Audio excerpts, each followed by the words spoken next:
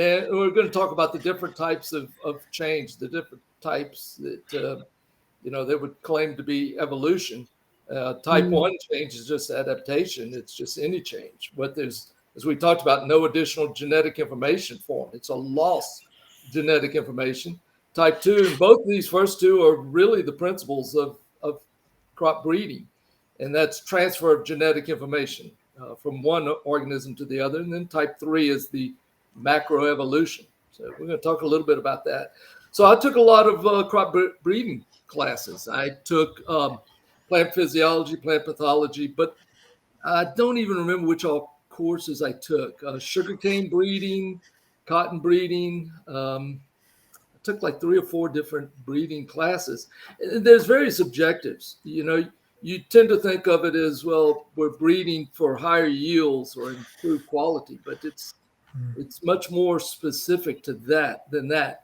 Oftentimes, it's just for the characteristics of the plant so that it can be mechanically harvested, and others for moisture stress or for resisting toxic substances in the soil. And more recently, it's for heat tolerance. There's a lot of breeding in that area. We've already talked a little bit about the flowers, so I'm going to talk about the breeding practices with these perfect flowers that have both the male and the female parts. And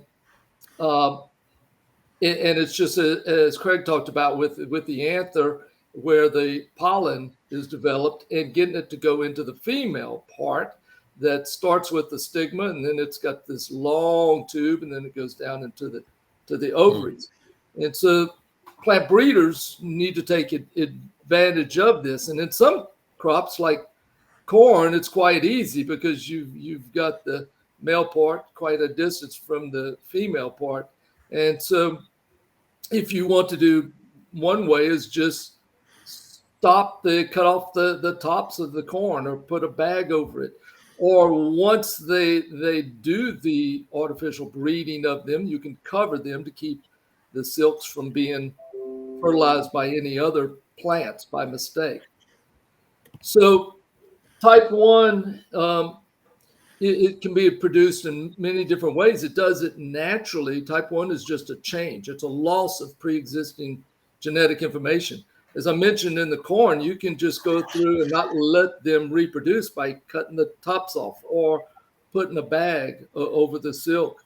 But it can do this naturally. Just, the examples of, bright colored males are easier seen and the predators eat them before they can breed. Well, that's not creating new genetic information. That's a loss of genetic information. There's also tried to do this by mutations.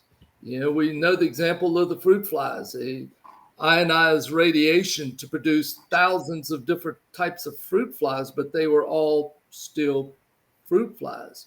This was a loss of pre-existing information.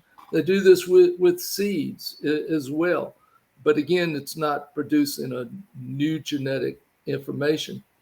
So in the breeding, I was just amazed when we go out and visit the actual breeders, and they would show us the techniques. And a few times we got to practice the techniques because, it's quite intricate. And I don't know how these crop breeders did it, because you have to have really good eyes and very steady hands to be able to go into the flowering parts and do this. But you can cross plants or cross animals. And hybridization is just doing this with 2 plants of dissimilar genotypes. And so you would take the pollen from one, and then you have to introduce it to the stamen of the others. And got to see these guys doing this out in many different fields. The one that I was amazed with was out in the rice fields, because one, you're out in a flooded field. But at LSU, the guy doing it was, I think, in his 70s. And here I was in my 20s thinking, I don't think I have the eyesight to be able to see, to be able to go into these little flowers. Now, this isn't a rice flower, but the rice ones were even smaller that he was having to deal with. I was amazed with how they did this. One of the things that though, that I was amazed with is how the crop breeders would travel all over the world looking for a native version of their plant. The cotton breeders, I remember, would go to Australia and travel throughout the outback looking for native versions of cotton, because while they might teach about evolution, they instinctively they knew that plants only reproduce after their own kind. So if they wanted a unique trait that they wanted to put into a plant, something that was more resistant to a disease or more resistant to a herbicide, um, they needed to find a native plant that was also in the cotton family. And the same was true with sugarcane, rice. They would travel all over the world looking for plants that had a different genotype, a different trait, and they wanted to be able to capture that. The other thing I was amazed with is that, for most of these, you get one season to be able to um, make the cross, grow the seed. Next year, plant that seed, grow that crop, select the traits, and then do it all over again. And it may be 15 years of doing that before they would finally have something that they accomplished in their career. And many times they would do this for 15 years and then find that they really didn't make any success and didn't have anything to show for it. So I was definitely glad I didn't go into plant science and I shifted over to crop science. The other was type 3. That was the macroevolution. And I just have a few quotes here. Biophysicist Dr. Lee Spittner, he said that type 3 has never been observed. No one's ever even been able to develop a mechanism to force type 3. And that is macroevolution, because it takes the generation of large quantities of new genetic information, and all of it, as Diane and Craig were showing, has to be fully functional from the beginning for you to have macroevolution.